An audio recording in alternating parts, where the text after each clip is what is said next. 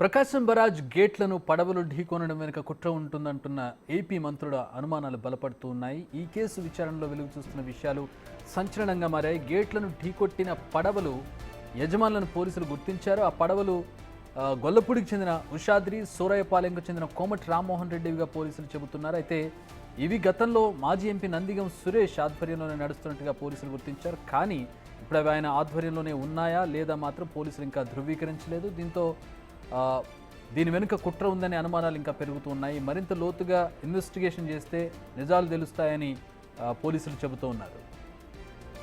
గతంలో ఈ పడవలు గతంలో నందిగం సురేష్, ఎంపీ నందిగం సురేష్ కింద ఉండేవి అని ఒక ఇన్ఫర్మేషన్ ఉంది. ప్రస్తుతం అవి ఆయన కింద ఉన్నాయా లేదా, ఏ విధంగా ఇవి కొట్టుకుని వచ్చాయి, ఒకవేళ ఉండొచ్చు. అయితే ఏ విధంగా ఇవి ఇక్కడ కొట్టుకుని వచ్చాయి, అంత వీక్గా పడవలను ఎలా కట్టేశారు.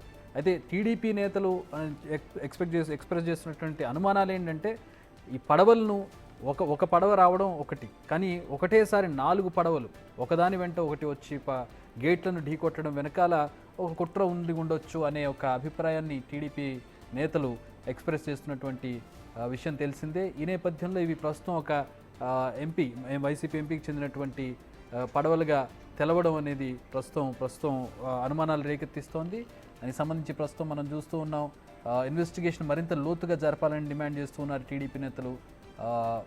వారి అనుమానాలు ఏ విధంగా ఉన్నా కూడా ఒక వైసీపీ నేతకు చెందినటువంటి పడవలుగా ఉండడం గతంలో ఇవి ప్రస్తుతం మరిన్ని అనుమానాలకు తావిస్తోందని చెప్పొచ్చు. మా ప్రతినిధి మల్లికార్జున్ జాయిన్ అవుతున్నారు. దీనికి సంబంధించి మరిన్ని వివరాలు తెలుసుకుందాం. మల్లికార్జున్, టీడీపీ నేతలు అనుమానాలు వ్యక్తం చేశారు. అవుట్ ఆఫ్ నోవేర్, అంటే అది నందిగం సురేష్ చెందినవా కాదనేది వాళ్ళకి తెలుసా లేదా అనేది పక్కన పెడితే, ఇప్పుడు ఇన్వెస్టిగేషన్లో అయితే గతంలో ఇవి ఆయన కింద ఉన్నాయనేది తెలుస్తోంది.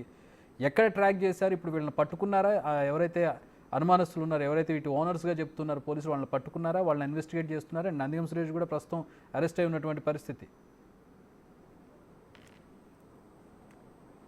చక్రి ఏదైతే ఉందో, ఈ వరద ప్రభావితంలో నుంచి కూడా వరద అనేది ఎక్కువగా కూడా ఈ ప్రకాశం బ్యారేజ్ నుంచి కూడా రికార్డు స్థాయిలో కూడా బయటికి వెళ్ళిన పరిస్థితి. అయితే ఇదే క్రమంలో పడవలు సైతం వచ్చి 4 పడవలు, అంటే గతంలో 1-2 పడవలు ఢీకొట్టిన సంఘటనలు ఉన్నాయి. కానీ 4 పడవలు, అవి కూడా హెవీ బోట్స్, లోపల నదీ గర్భం లోపలకు వెళ్ళి ఇసుకను తోడి బయటకు తీసుకొచ్చి ట్రాక్టర్లకు కానీ లేకపోతే లారీలకు కానీ ఫిల్ చేసే పడవలు అవి.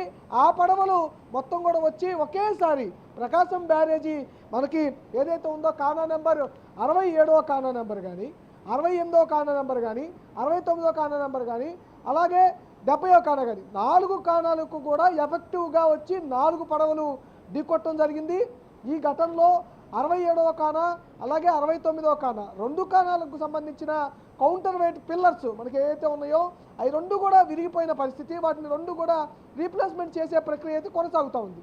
ఇదే క్రమంలో ఇటు ఎవరైతే ఉన్నారో టీడీపీ నేతలు కానీ అలాగే మంత్రులు కానీ స్వయంగా ఒక అనుమానం వ్యక్తం చేస్తున్న పరిస్థితి కనిపిస్తూ ఉంది. ముఖ్యమంత్రి చంద్రబాబు సైతం కూడా ఒక అనుమానం వ్యక్తం చేసేవారు. ఎప్పుడు కూడా ఒక పడవ రావడం అనేది సహజంగానే వస్తూ ఉంటాయి, వెళ్తూ ఉంటాయి. కానీ 4 పడవలు ఒకేసారి ఎలా వచ్చాయి బయటికి అనేది అనుమానం వ్యక్తం చేస్తూ ఉన్నారు. అక్కడ ఎందుకంటే ఇవి వరదొస్తున్న నేపథ్యంలో కంపల్సరీగా పడవలు అనేవి అక్కడ ఫెర్రీల దగ్గర కట్టేస్తున్న పరిస్థితి కూడా ఉంటుంది బలంగానే.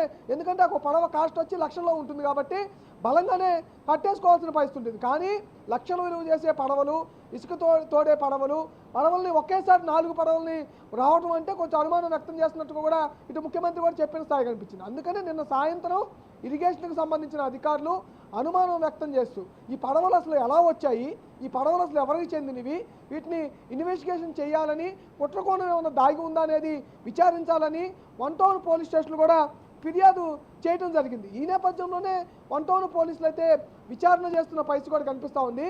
ఈ నేపథ్యంలో విచారణ వేగవంతం అయితే కొనసాగుతున్న పరిస్థితి కనిపిస్తూ ఉంది.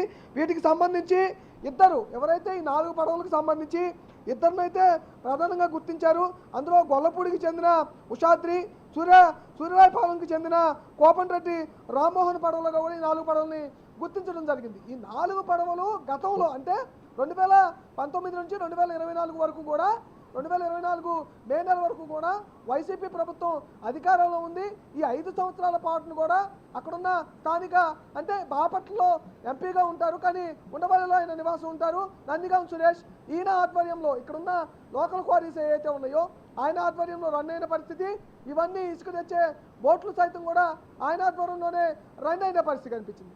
ఈ రన్నింగ్కి సంబంధించి ఇప్పుడు ఉన్నాయా లేవా అంటే గతంలో ఆయన లీజుకు తీసుకొని నడుపుకున్న పరిస్థితి ఉంది కాబట్టి ఇప్పుడు అతని ఆధ్వర్యంలో నడుస్తుందా లేదా అనేది పోలీసులు అయితే మరింత ముమ్మరంగా దర్యాప్తు చేయాల్సిన పరిస్థితి కూడా కనిపిస్తా ఉంది. Chakri. All right, thanks for the updates Mallikarjun.